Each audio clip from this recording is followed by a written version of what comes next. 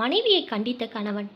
என்னங்க என்னங்க என மார்க்கெட்டிலிருந்து ஓடோடி வந்த ரத்னா வாசலில் செருப்பை அறகுறையாய் உதறிவிட்டு உள்ளே வந்தாள். படித்து கொண்டிருந்த பேப்பரை நிதானமாய் மடித்து டீப்பாய் மீது வைத்து அவள் சொல்ல போகும் விஷயத்தில் எந்த சுவாரஸ்யம் இல்லை என்பது போல பார்த்து கொண்டிருந்தான் சுப்புனி. சுகன்யாவை மார்க்கெட்டில் பார்த்தேங்க என்றால் மொட்டையாக. எந்த சுகன்யாவை பார்த்த? அதாங்க உங்கள் அக்காவோட பெரிய மாமனார் மக வேளச்சேரியில் ட்ராவல்ஸ் வச்சுருந்தாங்கல்ல. கண்ணை கட்டியது சுப்புனிக்கு. ஆமாம், அவளுக்கு என்ன? அவங்க பிஸ்னஸ் ரொம்ப நஷ்டத்தில் போகிறதா போன முறை வந்தப்ப உங்கள் அக்கா சொன்னாங்க, ஞாபகம் இருக்கா? இப்போ வியாபாரம் சுத்தமாக படுத்துருச்சு போல. காதில் கழுத்தில் உன்னையும் காணாம். எவ்வளோ பவுசு பேசுவா, இப்போ பார்த்தா ஏதோ பேச தெரியாத மாதிரி அமைதியாக இருக்கா என்றாள். பொதுவாக பெண்களுக்கு அடுத்த ஒரு விஷயத்தில் ஆர்வம் அதிகம்தான். ஆனால் ரத்னாவுக்கு இருக்கும் ஆர்வம் ரொம்ப அதிகமானது. அந்த மிகையான ஆர்வத்தாலேயே அவள் ஆர்வம் எல்லாருக்கும் திகட்டியது. ரத்னாவை எங்கு அழைத்து சென்றாலும் குடும்பம்னு கோவிலுக்கு போனால் அங்கே 2 குடும்பம் ஜிங்கு ஜிங்கு ஆடுதாம் என்ற கதையாகி போகும். திருவண்ணாமலைக்கு தீபம் பார்க்க அழைத்து போனா எல்லோரும் தீபம் பார்த்து கொண்டிருந்தால் இவளுக்கு மட்டும் அங்கே பார்க்க வேறு ஏதாவது இருந்து தொலைக்கும். ஏங்க, அந்த நீல கலர் சுடிதாரை பார்த்தீங்களா? அவ கூட நிற்கிற ஆளு அவன் புருஷனா என்ன? ரொம்ப வயசானான்னு தெரியறானே என்பாள். அவளை முறைத்து வீட்டிலேயே சாமியை கும்பிடலாம், ஆனால் கோவிலுக்கு போகணுங்கிற ஐதீகம் எதுக்கு வந்தது தெரியுமா? 4 பேர் கூடுற இடத்துல ஐம்புலனையும் கட்டி வைக்கிற பண்பு வரணும் தான். நீ என்னடாண்டா இங்கே வந்து வம்புக்கு அலையிற என்பான். அவளுக்கு சமுத்திரமே முழங்கால் மட்டும். இந்த அறிவுரையெல்லாம் எதுக்கு உதவும்? அது ஒரு நாள் மழை வரும் வழியில் ஸ்கூட்டர் ரிப்பேர். பாலாப்போன சென்னையில் நிலத்தடியில் தண்ணி இருக்கிறதோ இல்லையோ, லேசாக மழை பெய்தாலே பூமி முழுக்க பாதாள சாக்கடை நிரம்பி துளைக்கிறது. ஸ்கூட்டரை சர்வீஸ்க்கு விட்டு பேண்ட்டை முட்டி வரைக்கும் சுருட்டி ஆம்ஸ்ட்ராங் நிலாவில் நடந்தது போல காலை அகட்டி அகட்டி வீடு வந்து சேர்த்தாள். வாசலையே காத்திருந்தாள் ரத்னா. இவள் அல்லவோ தர்மபத்தினி என மனசு கொஞ்சம் அதிகமாகவே ஆர்ப்பாட்டம் போட்டு விட்டது. என்னங்க, உங்களுக்கு முன் இங்கே ஆட்டோவில் வந்து இறங்கினது யார் தெரியுதா என்றாள்.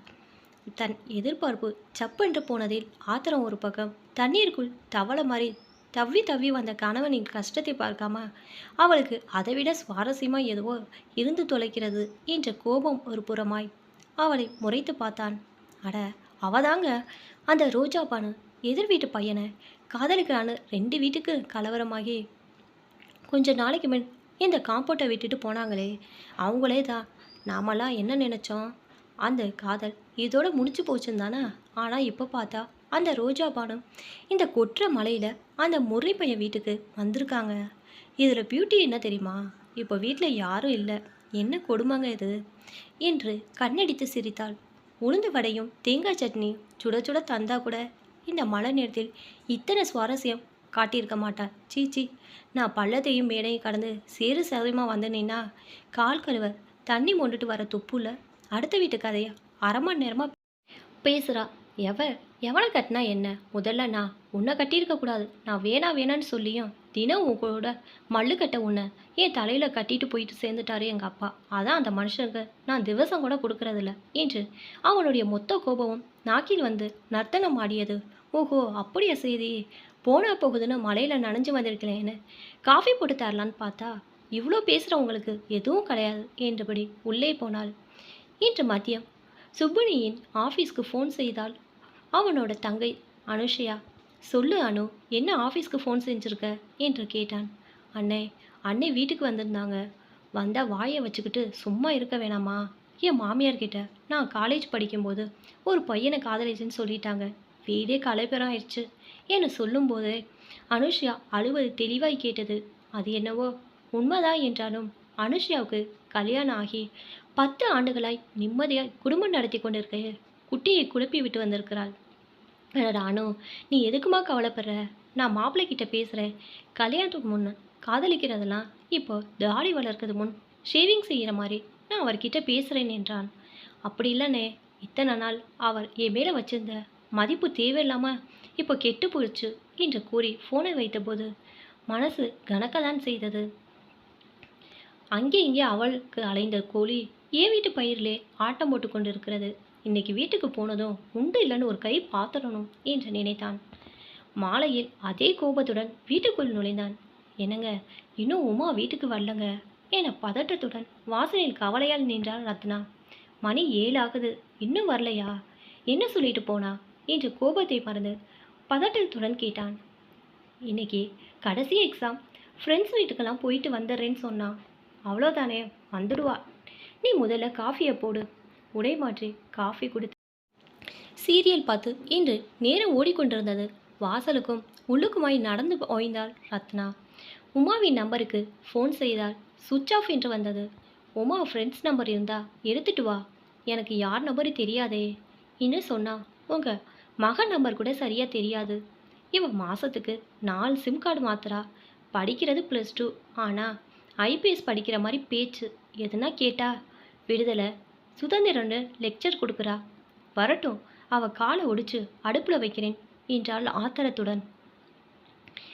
மகளின் மீது குற்றப்பத்திரிகை வாசித்த மனைவியை கோபமாக பார்த்து, 3வது வீட்டு பொண்ணு 4வது வீட்டு பையனை காதலிக்கிற கதையை அக்கு வேறா ஆணி வேறா தெரிஞ்சு வச்சுக்க. ஆனால் பெத்த மக ஃபோன் நம்பரை என்ன, அவள் ஃப்ரெண்ட்ஸு யார் யார், அவங்க பேக்ரவுண்ட் என்ன, அவங்க வீடு எங்கே இருக்குன்னு தெரிஞ்சுக்காத. ஆனால் அவள் மேலேயே பழிய சொல்லு. இப்போ சொல்கிறேன் கேட்டுக்க. குழந்தைகளுக்கு கொடுக்குற சுதந்திரங்கிறது கயிறு மாதிரி எப்பயும் ஒரு முனை அவங்க கையிலையும் மறுமுனை பெற்றவங்க கையிலையும் இருக்கணும். கயிறு எவ்வளோ நீளமாக இருந்தாலும் மறுமுனையில் இருக்கிற பெற்றவங்க நம்மளை பார்த்துக்கிட்டு தான் இருக்கிறாங்கிற பய குழந்தைகளுக்கும் எவ்வளோ தொலைவில் போனாலும் லேசாக இழுத்து பிடிச்சா நம்ம குழந்தைங்க திரும்பி வந்துடுவாங்கிற உறுதி பெற்றவங்களுக்கும் இருக்கணும். ஆமாம், எல்லா கடமையும் பொம்பளைங்களுக்கு தான், ஆம்பளைங்களுக்கு எதுவும் இல்லை பாரு என்றார் எரிச்சலாக. எனக்கு ஏன் பொறுப்புங்க நல்லா தெரியும். உமாவுடைய எல்லா ஃப்ரெண்ட்ஸும் அவங்க வீடு இருக்கிற இடம் எல்லாமே எனக்கு தெரியும். ஆனால் தேவையில்லாத பதட்டத்தை காமிச்சு நம்ம பொண்ணு பேரை நாமளே ரிப்பேர் செய்யணுமான்னு தான் அமைதியாக இருக்கிறேன். குழந்தை வளர்ப்புல, அதுவும் பெண் குழந்தை வளர்ப்புல தகப்பனை விட தாய்க்கு தான் பொறுப்பு அதிகம்னு நீ தெரிஞ்சு வச்சுக்கல பாரு என்றான். அவன் கேட்ட கேள்விக்கு ரத்னா பதில் சொல்வதற்கு முன் பொன்முறுமல் பூக்க ஆட்டோவில் வந்து இறங்கினாள் உமா. சாரிப்பா, இன்னைக்கு ஸ்கூலில் கடைசி நாள். ஃப்ரெண்ட்ஸு வீட்டுக்கு போயிட்டு ஹோட்டலுக்கு போய் சாப்பிட்டு வர லேட் ஆயிடுச்சு. சார்ஜ் இல்லாமல் மொபைலும் ஆஃப் ஆயிடுச்சு. அதான் ஆட்டோ பிடிச்சி வந்தேன் என அம்மாவின் கன்னத்தில் தட்டி விட்டு உள்ளே போனாள். உம்மன்று முகத்தை தூக்கி வைத்து கொண்டு நின்ற மனைவியை பரிவோடு பார்த்து, ரத்னா, அடுத்த வீட்டு விஷயங்களை பெண்களுக்கு ஆர்வம் இருக்கிறது இயல்பான விஷயந்தான். ஆனால் அந்த ஆர்வத்துக்கும் ஒரு எல்லை வேணும். நீ அடுத்த வீட்டு விஷயங்களில் ஆர்வம் காட்ட ஆரம்பிச்சா உன் வீட்டு விஷயத்தில் உலகமே வேடிக்கை பார்க்க ஆரம்பிச்சிடும். அதை மறந்துடாத. நான் சொல்கிறது இப்போ உனக்கு வருத்தமாக தான் இருக்கும். ஆனால் வயசுக்கு வந்த பொண்ணோட தாய் நீ. அவள் உன்னை பின்பற்றி நடக்கணும்னா முதல்ல நீ சரியாக நடந்துக்க என்றான் தீர்க்கமாய். புரிதலின் அறிகுறியாய் அமைதியாய் தலையசைத்தாள் ரத்னா.